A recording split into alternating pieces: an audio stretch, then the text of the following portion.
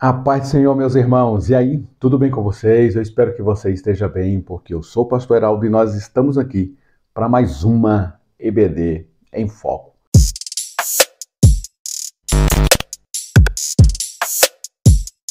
Pois bem, meus queridos irmãos, lição de número 2.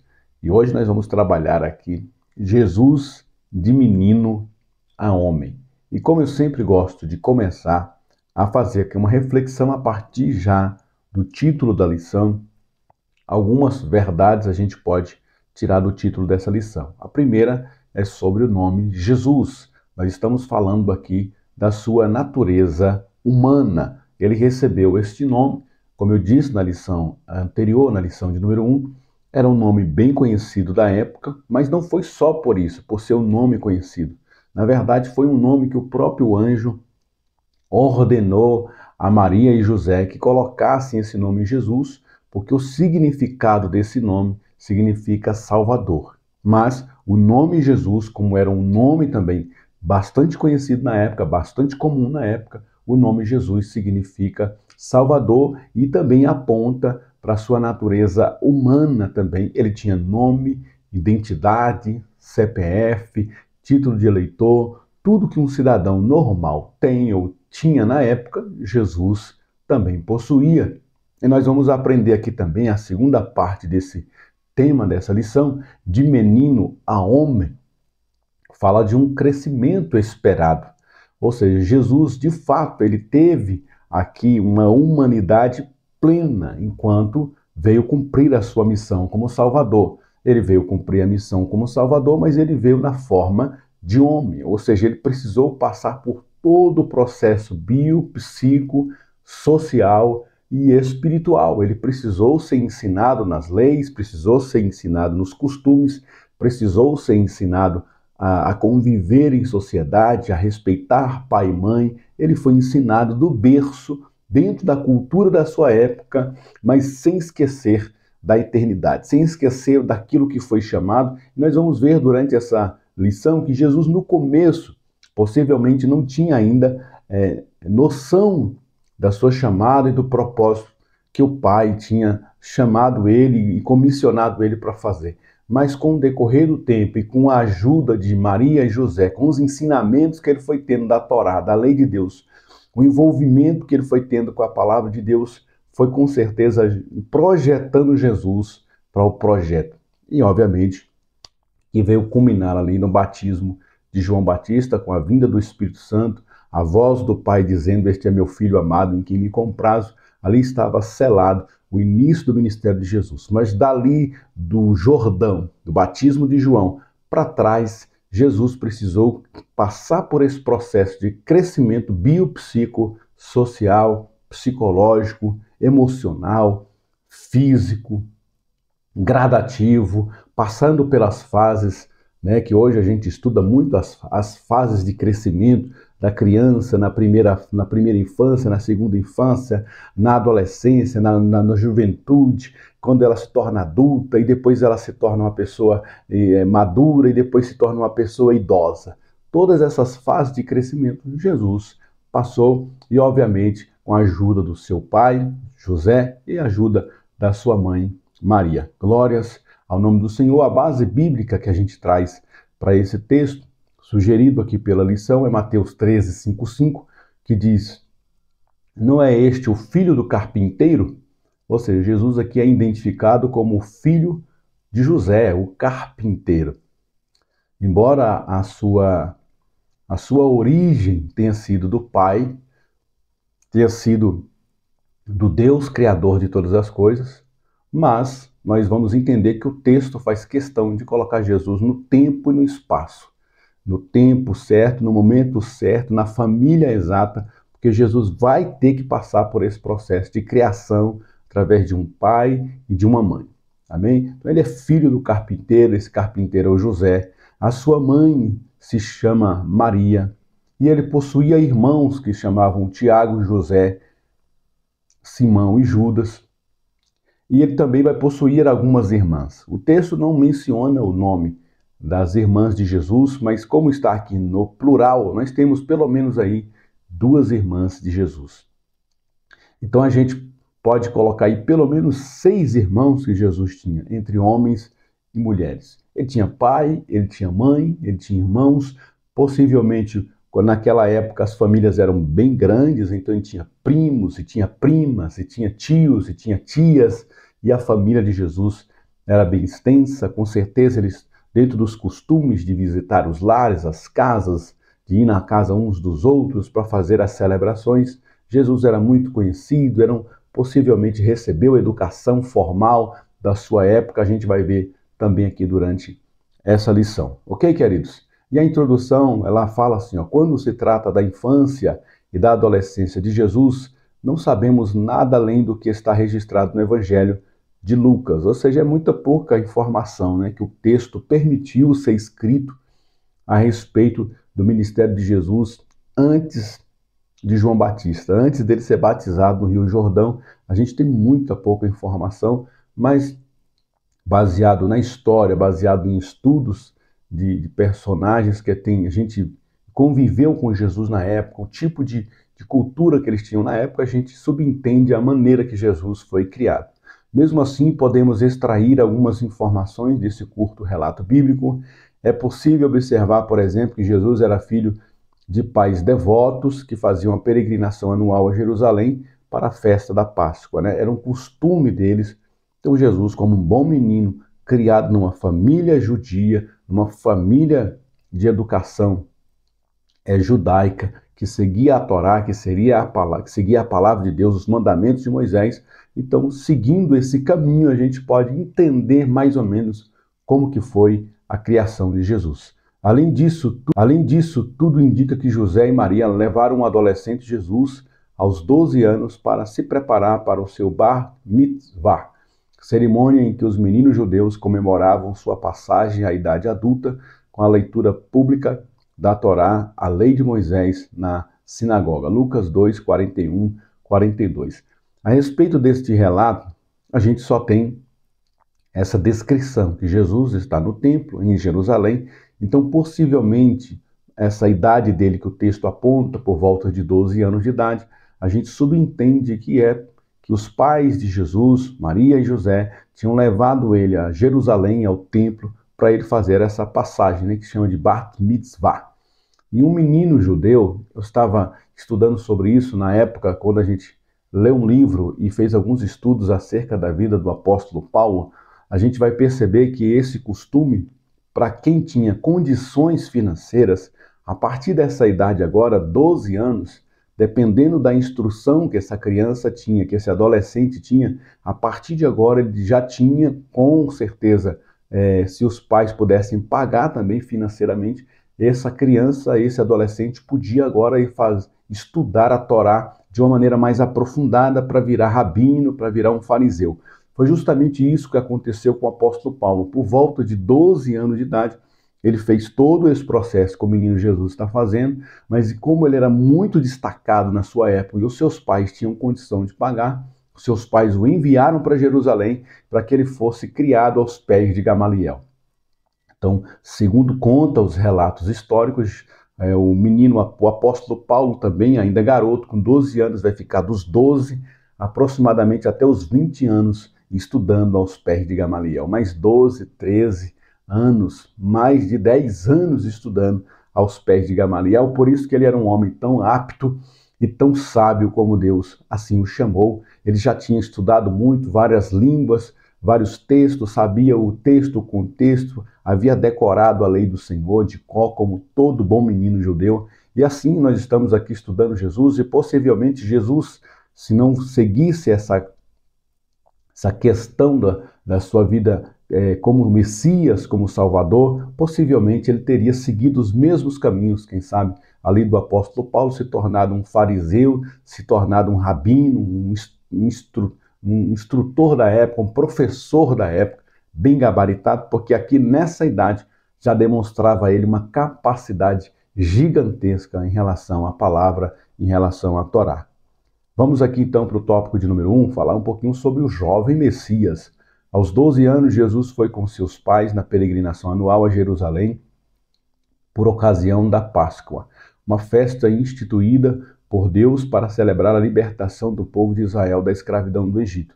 É bem provável que José e Maria tenham levado Jesus para que ele já fosse preparado para o seu Bar Mitzvah, uma cerimônia religiosa judaica que representava a passagem do menino para a vida adulta, quando ele completa 13 anos de idade. Na época de Jesus, o Bar Mitzvah acontecia no Templo de Jerusalém, onde o menino era apresentado à comunidade religiosa. Então, como eu já disse na introdução, nesse período aqui, as crianças, os meninos de 12 para 13 anos, era feita essa passagem. Aqueles que tinham condição e queria que o filho se tornasse um rabino, um fariseu, um doutor da lei, eles colocavam a partir de agora eles para estudarem aos pés de grandes instrutores, de grandes mestres da época. Gamaliel, por exemplo, era um deles, um dos mais eloquentes da época. Então, possivelmente, Jesus, se os pais também tivessem condições financeiras, essa era a época de colocar ele para estudar nessas instituições. É como se fosse hoje a faculdade Harvard, né? Que a gente ouve muito falar que a pessoa que ganha uma bolsa para estudar em Harvard vai ser bem-sucedida na vida, vai ser um doutor na vida. Aqui também era a mesma forma. Então, aqueles que se destacavam recebiam convites para participar ali dessas escolas, desses rabinos, e aprenderem e aprofundarem-se mais e mais na palavra de Deus. E com certeza Jesus, já nessa idade, estava habilitado para isso. Após as festividades da Páscoa, José e Maria voltaram para casa, quando de repente perceberam que Jesus não estava com eles e já tinha percorrido uma longa distância. Então começaram a procurar o menino entre seus amigos e parentes, mas sem sucesso. O casal decidiu voltar a Jerusalém, onde passaram 3 dias procurando até achar Jesus no templo. Na verdade, ele estava entre os doutores da lei, que se maravilhavam com sua inteligência e suas respostas. Ainda assustados, seus pais também se impressionaram com a cena e Maria quis saber por que Jesus agiu assim, deixando-os tão preocupados. Ele, porém, lhes respondeu: por que é que me procuráveis? Não sabeis que me convém tratar dos negócios do meu pai? Possivelmente por essa resposta de Lucas 2, 4, 9, a gente já entende que Jesus já começou, naquela fase já ainda tão novo, entender que o chamado dele era diferenciado. Até então, o ensinamento de Jesus era um ensinamento que toda criança recebia na época. A instrução ficava a cargo dos pais, né? Principalmente ali do pai, no caso do pai, no sentido do homem da casa. Ensinar uma profissão, por isso que Jesus vai se tornar carpinteiro, porque naquela época o mínimo que o pai podia fazer por um filho era ensinar a sua profissão. Então, se o pai era pedreiro, o filho tinha que aprender a ser pedreiro. Se o pai era carpinteiro, o filho tinha que aprender a ser carpinteiro. Pelo menos a profissão do pai, essa criança tinha que aprender. Então, Jesus já havia aprendido ali, possivelmente, muitas e muitas coisas com José e Maria, mas principalmente sobre a lei do Senhor, sobre as regras do judaísmo, sobre as regras de como adorar o Senhor. E aí, nessa idade já, ele já percebia que ele tinha algo diferente, uma missão diferente, uma chamada diferente. Talvez ainda não tinha discernimento para saber exatamente como que isso se daria, porque com 12 anos ele já estava querendo já começar a fazer os negócios do pai, a se envolver com as coisas do seu pai, o verdadeiro pai, que é o nosso Deus, Jeová, mas ali ele ainda não tinha idade suficiente para dar início a esse ministério, por isso que os pais vão recolher ele de volta. Jesus vai desaparecer do cenário assim, histórico, assim, a gente não vai encontrar mais nenhuma informação dele, e ele vai aparecer agora só lá no Rio Jordão, sendo batizado por João Batista e começando assim o seu ministério messiânico. Jesus não nasceu sabedor acerca de si mesmo, de sua missão. A maioria dos estudiosos da Bíblia afirmam que esse discernimento aconteceu de maneira gradativa, conforme Jesus ia se desenvolvendo. O episódio no templo demonstra que o jovem Jesus estava tomando consciência da sua real identidade e do seu propósito, mas também aponta para o papel fundamental de José na vida de Jesus, pois é costume judeu que o pai ensine as escrituras ao filho. Mais uma questão que uma vez eu estudei sobre a educação dos filhos A gente aprende isso muito lendo o comentário do Champlin, versículo por versículo, ali de Provérbios. Então tem uma parte de Provérbios, quando você vai lendo ali aquele comentário bíblico de Provérbios, ele vai falar muito sobre o filho. E a partir daqueles ensinamentos que o pai passava para o filho, o Champlin vai trazer muitas histórias legais de como que eles faziam essa parte de educação dos filhos. Então é mais ou menos assim, a mãe era responsável por ensinar tarefas básicas, né? Os primeiros passos, a andar, a falar. As primeiras tarefas eram a mãe que era responsável por levar essa criança até por volta dos 5 anos. Quando essa criança completava 6 anos, era responsabilidade do pai começar a ensinar a profissão e começar a ensinar a ler e a escrever e começar a ensinar, então, a lei do Senhor. E uma criança chegando aos 12 anos, ela tinha ali uma capacidade já de citar diversos mandamentos de cor. A lei do Senhor, que na época era formada de Gênesis, os 5 primeiros livros da Bíblia, né? Gênesis, Êxodo, Levítico, Número, Deuteronômio, de Gênesis a Deuteronômio, todas as crianças até 12 anos já sabiam citar de cor a maioria desses textos bíblicos, principalmente os mandamentos do Senhor, eles sabiam de cor. Então toda criança, ao chegar aos 12 anos, ela já tinha gabarito já para entender a lei do Senhor, e muitos até de cor os 5 primeiros livros da Bíblia. Esses que se destacavam e tinham condição financeira, eles eram convidados a ir para uma escola de um rabino, de um fariseu, e ali estudar, aprofundar mais ainda na lei do Senhor, até por volta dos seus 20 e poucos anos, e dali ele se tornava um aluno de fariseu, e depois ele se tornava um grande fariseu, um doutor da lei, que para eles na época isso era uma honra, isso era uma coisa muito gratificante, né? Jesus estava seguindo esses passos, Jesus estava crescendo dessa forma, aqui já com 12 anos ele já estava destacando-se dos da mesma idade, não porque ele era chamado para ser o Messias, o Salvador, mas por causa muito da educação de seus pais, principalmente do seu pai José. Amém, meus irmãos? E aqui a gente vai para o tópico de número 2, falar um pouquinho sobre o crescimento de Jesus. Jesus crescia. Quando os pais de Jesus o encontraram no templo, ele estava entre os doutores da lei, quais ficaram admirados com a inteligência de suas perguntas e respostas. E seus pais ficaram maravilhados com tudo aquilo. Por fim, o relato bíblico nos diz: crescia Jesus em sabedoria e em estatura e em graça para com Deus e com os homens. Lucas 2:52.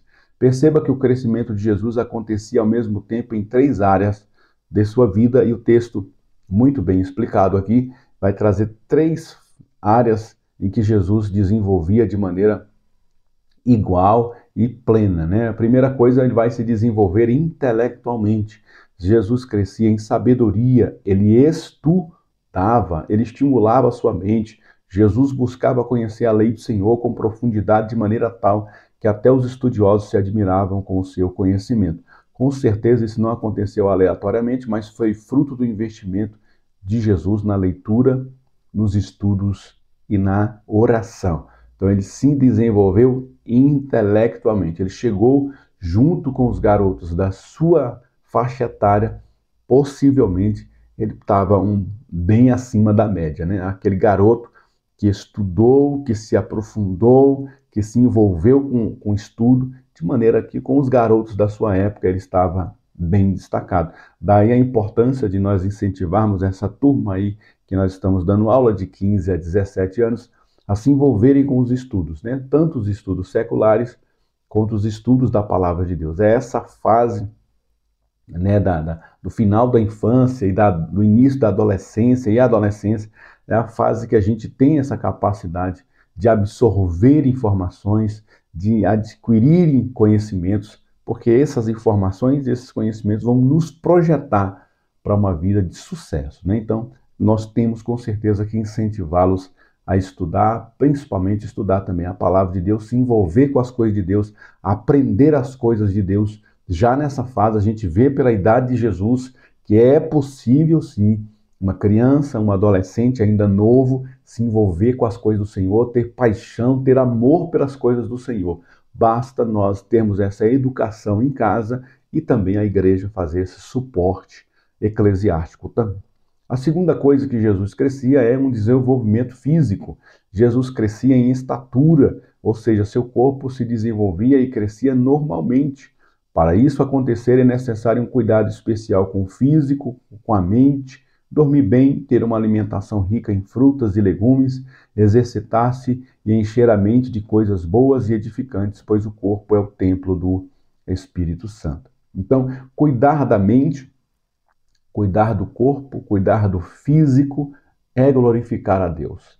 Então, por isso nós precisamos continuar crescendo e desenvolvendo fisicamente com saúde e cuidando bem desse corpo, porque é aqui que o Espírito Santo habita. Número 3, um desenvolvimento espiritual. Jesus crescia em graça com Deus, e significa que ele cuidava bem de sua vida espiritual, que buscava intimidade com o Pai pela prática da palavra e pela oração. O crescimento de Cristo, portanto, envolvia suas duas naturezas, a divina e a humana.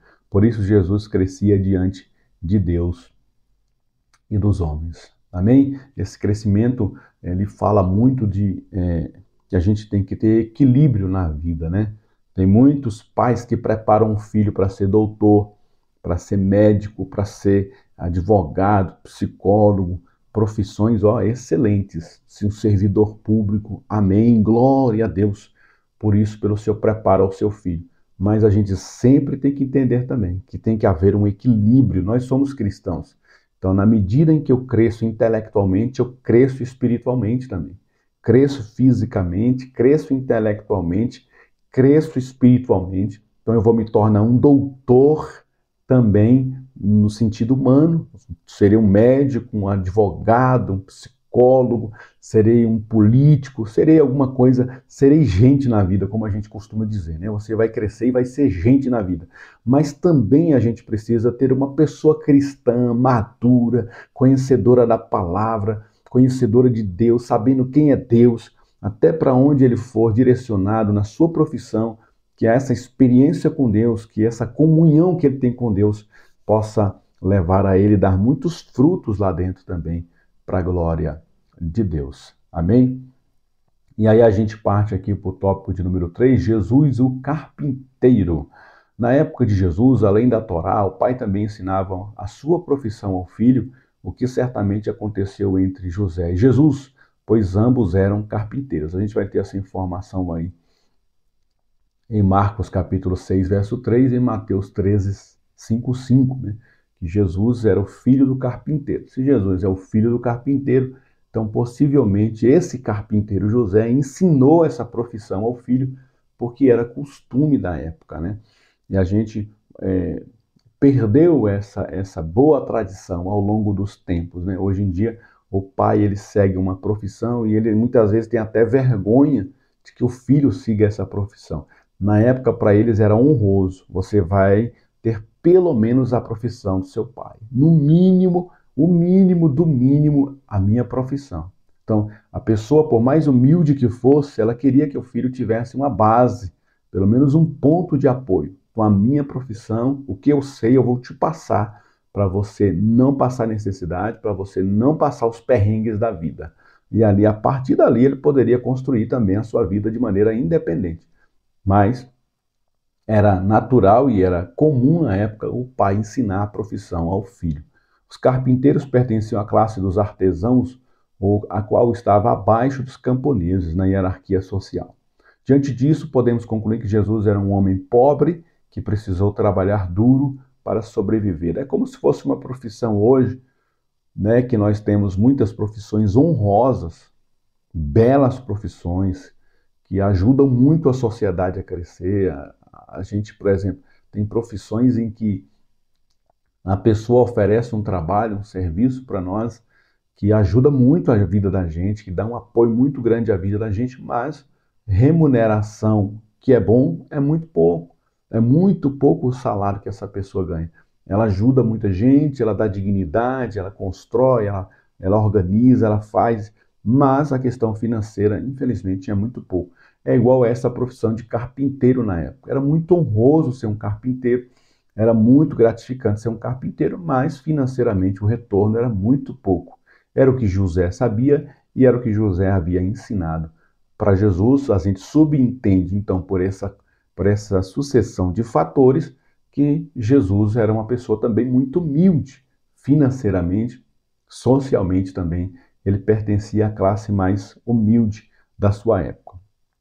Como o filho mais velho de José e Maria, após a morte de seu pai terreno, Jesus deve ter assumido a responsabilidade de sustentar sua mãe e seus irmãos. Isso mais uma vez confirma as profecias a seu respeito. Isaías, cerca de 700 anos antes de Cristo, profetizou que o Messias não teria uma vida fácil. Era desprezado e o mais indigno entre os homens, homem de dores, experimentado nos trabalhos, e como quem um dos homens escondiam o rosto era desprezado e não fizemos dele caso algum. Em meio às dificuldades da sua natureza humana, Jesus nos ensina que o trabalho é uma bênção, pois nos traz o sustento e afasta de nós a pobreza. Jesus foi um homem pleno, independentemente das suas dores e dificuldades. Mas ele é também o Salvador que veio ao mundo para encorajar você a vencer as dificuldades humanas sem abrir mão do seu propósito espiritual, que é a vida eterna. Amém? Então, Jesus é o exemplo máximo, né? Muito possivelmente, por Deus ser soberano, sábio naquilo que faz, permitiu que Jesus viesse numa família humilde.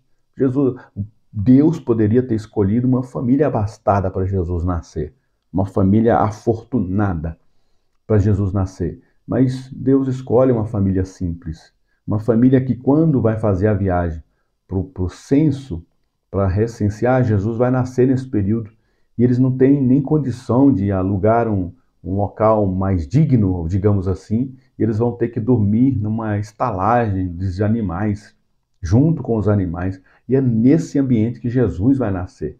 Então, possivelmente, Jesus foi criado com muitas dificuldades, com muitas restrições financeiras, mas aqui nessa lição a gente vai aprender que isso não foi impedimento para ele seguir o propósito de Deus, seguir o propósito eterno, se desenvolveu enquanto homem, enquanto criança, enquanto jovem, enquanto homem adulto, inicia o seu ministério, vai seguir o seu ministério até o fim, mesmo com tantas restrições.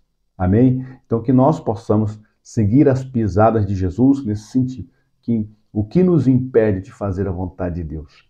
O que nos limita a fazer a vontade de Deus? Nada nos limita, né? A fazer a vontade do Pai. Basta que a gente se envolva, cresça e se desenvolva na presença de Deus. E a conclusão dessa palavra diz: o cristão tem uma dupla cidadania, ou seja, você é um cidadão da terra, mas também é um cidadão do céu. O desafio, portanto, é crer em meio aos homens e diante de Deus. Uma caminhada plena que envolve corpo, alma e espírito. Nós somos, ao mesmo tempo, cidadãos do céu e cidadãos da terra, e enquanto nós vivemos aqui, anunciamos o reino que nos espera.